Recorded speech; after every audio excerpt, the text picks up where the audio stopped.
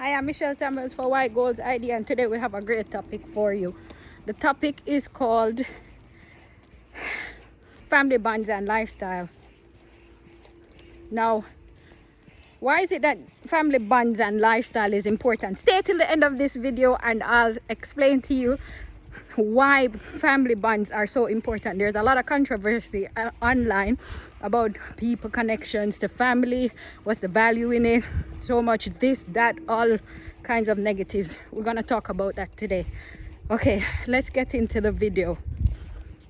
Now, the first thing you need to think about is what is a bond.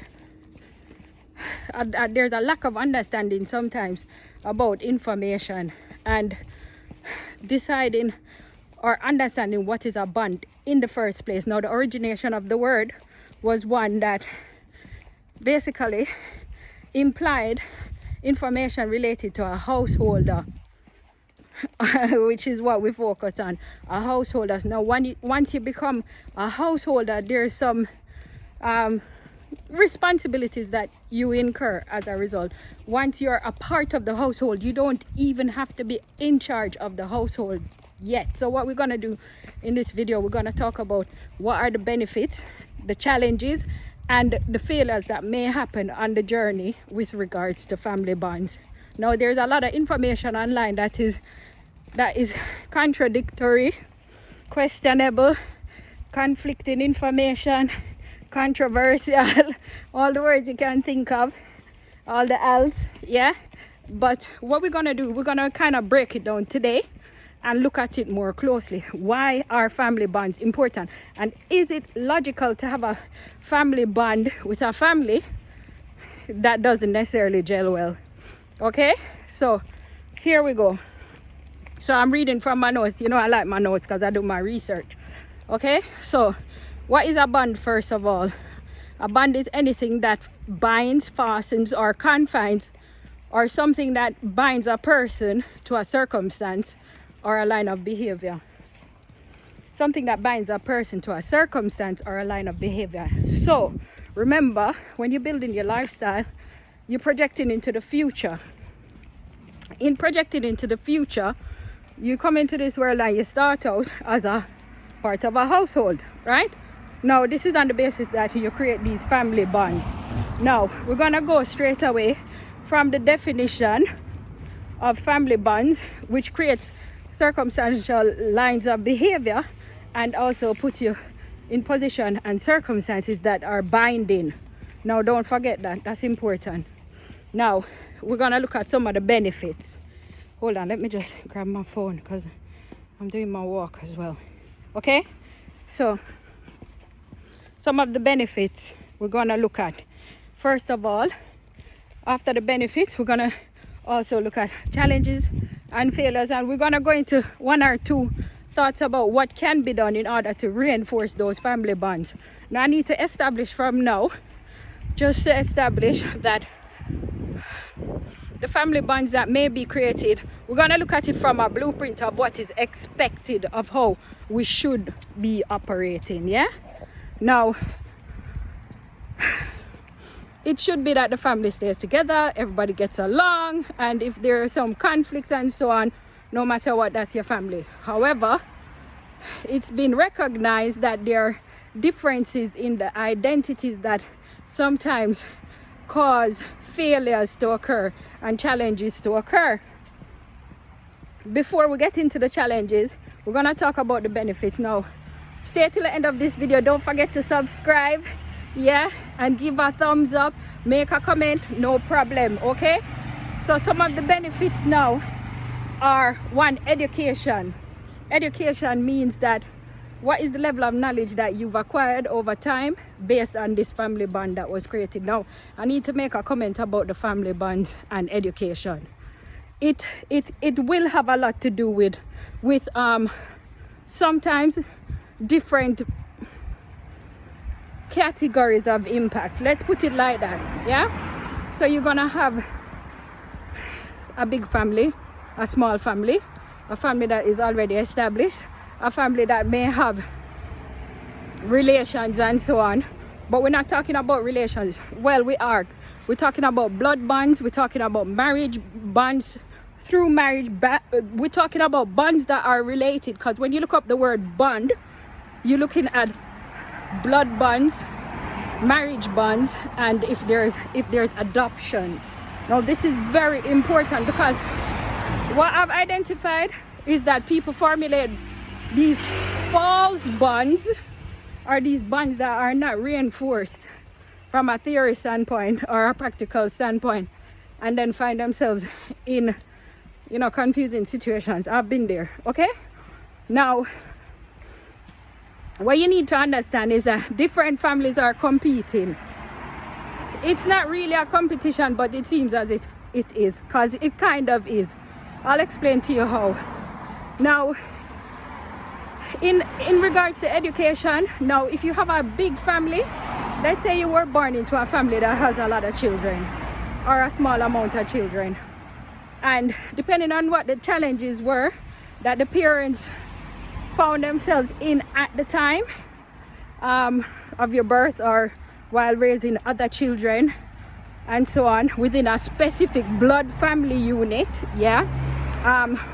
what will occur is that the education level may have similarities and dissimilarities.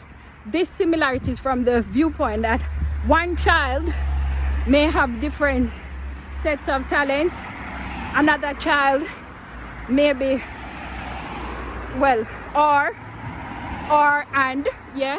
they may have different sets of talents, and them, I'm crossing the road, so just bear with me, because I'm making my way somewhere now and I'm getting the exercise in the meantime.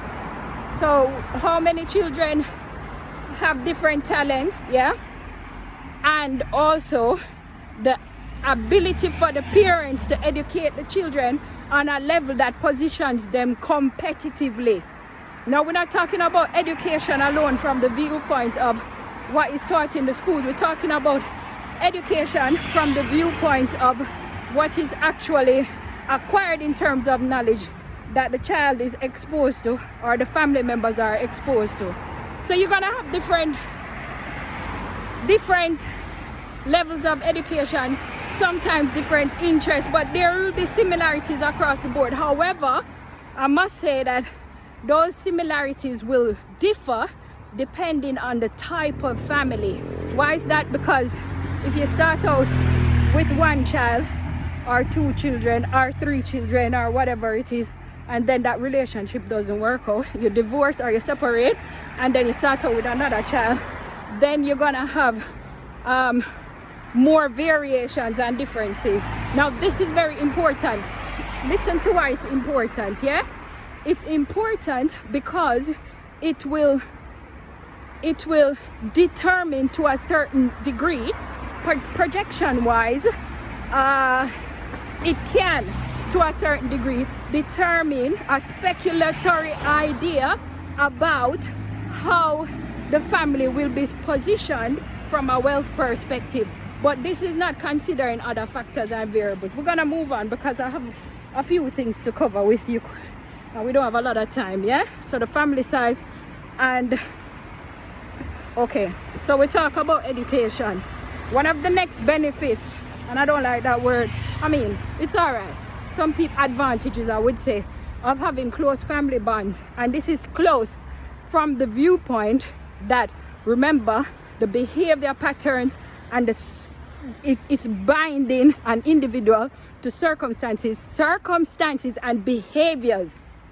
Okay, so that is important, don't forget it. Another advantage is the child or the people in the family are learning social interaction skills.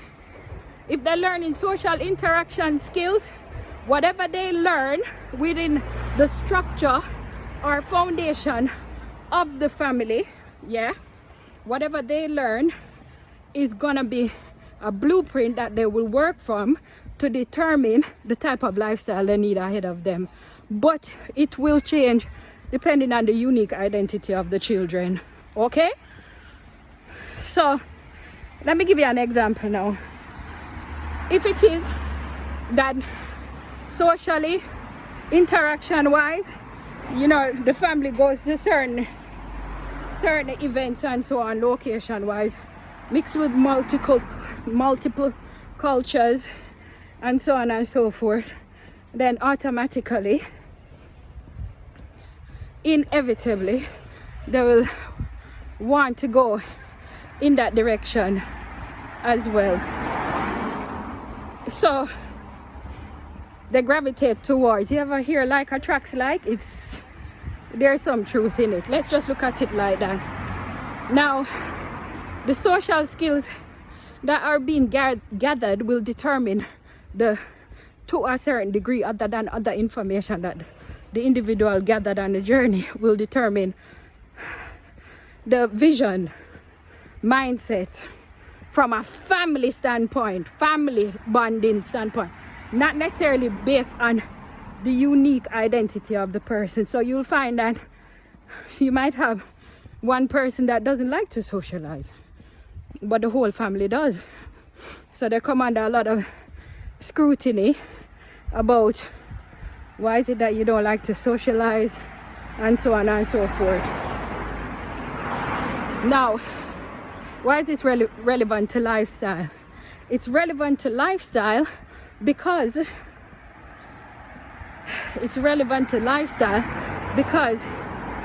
an individual that is socialized in a specific environment may find it challenging, okay, to be able to socialize outside of what they're used to or what seems normal to them. Okay, so that means that in the mind of the person, they've formulated a concept, theory, or idea about what social interaction should be like. Now, what environment is comfortable to them? Okay, so I don't know why the phone cut off, so we have to just keep going. So education, social skills, the level of wealth from a financial standpoint. So we're gonna talk about financials now. Now, your attitude based on your family bond will be, attitude to finance will be based on what you observed over time, based on the way your family operates, or your connections to the social groups in that environment, and the knowledge that you've acquired. Now, if you look at your own blueprint and you can see where the knowledge that you've acquired from a financial standpoint was not sufficient, but you have these dreams bubbling up inside of you, and they want to come out, and they want to come out, and they want to come out. But the majority of the members of the family operate different from you. This could happen because your identity is different from the identities of your family members. Now, if your identity is different, which it would be anyway because every person is unique, but for some reason you either came from another family, meaning the parents divorced, separated, whatever it was, or you were adopted, because remember we're talking about blood. Now, the financials aspect of it is so important because this will automatically kind of give you an idea of where you're positioned in your mind and how you're going to project moving forward, or what's going on in your thought patterns about what you think you can do or what you think you can't do. What is the limitation? What feels familiar and makes sense, and what actually, even though you have this dream, there's a blockage and you can't cross over based on what is in the mind. Because the mind is a very powerful thing. The mind is a very powerful thing. And what happens is that it has the ability to lead us in many directions if we lack knowledge. Now we're learning to acquire knowledge because we recognize that lifestyle and family bonds are important. However, I'm gonna do a longer version of this video so that I can go in a bit more depth, because I think it's so important. Now, just imagine from a financial standpoint, you want to identify what were your parents and the individuals who you came in contact with at the earlier stages in your life. What was their experience as it pertained to financials? So if somebody was handling the financials, you're gonna be somewhat ignorant, most people, okay? If you weren't taught how to manage financials yourself, other than, how to get your change from money and, just to purchase a transaction, and not know not even the details and the ins and outs of how finance works, but understanding like just an overview of finance, then the possibility is that you will be somewhat ignorant. Even if it is that you do find yourself in a wealthy position, you may not be able to fully know what to do. And that is what we're trying to identify. What are the gaps in terms of the lifestyle that you're at now? What happened previously to a certain degree, because we don't like looking back. Okay? We just reassess information from the past, and what we do is that we look for the gaps in the information, and then we identify if there is any opportunity in it for us to grow as individuals and from other perspectives. Okay? So I'm a bit breathless, so I'm saying so a bit. Okay, so we have education, okay, social skills, we have the financials side of it as well, and we also have the attitude of the parents and the family members towards each other, in terms of competition, in terms of how they handle conflict, in terms of resolving information, in terms of when a child or an individual has a question in mind, because most people do. How do you handle that? There's a lot of complexities why it is that most families have a lot of conflict, separation, identity issues, and so on. And the reason why those things occur is because, to a certain degree, we're just learning. Even though we're at a stage in humanity where we should have evolved, but we're not fully evolved. We're in the learning stage, the advanced learning stage, and that's what we're trying to tap into. Looking at the information first logically, but we cannot look towards a lifestyle. Some people can, and I must correct that, and I keep saying it depends on the unique identity of the individuals. But the majority of people, once you create a bond, so you're coming from a family unit, now it's almost like you create a unit, a behavior pattern that is familiar, a repetitive way of responding to people and information. So all these things that you've learned within the structure of the household, you're taking it outside with you. And the great challenge is that there are other people, other groups, other families that are operating on different tangents and are positioned in different ways on the curve. Now, one of the things is that with a bond, you have to understand your parents had their own family bonds before they had you. So those behaviors that they've passed on to you is on the basis of what they learned. It was not necessarily correct. And if they weren't from a background where it was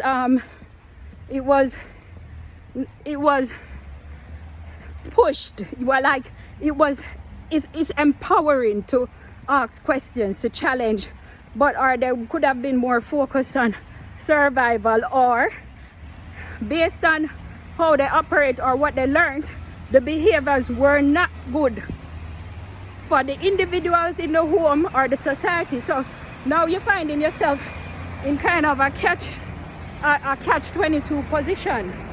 Catch-22 means that if you're not from a background that has ties and bonds that you've accepted in your identity, that pushes you or spirals you in the direction of greatness or in the direction of your dreams, in support of your dreams, in the direction of wealth, a lifestyle, and so on. You have to get to that root before you can move forward to build a plan that is concrete. Because you have to, it's good, not you don't have to. This is just a suggestion. You don't have to.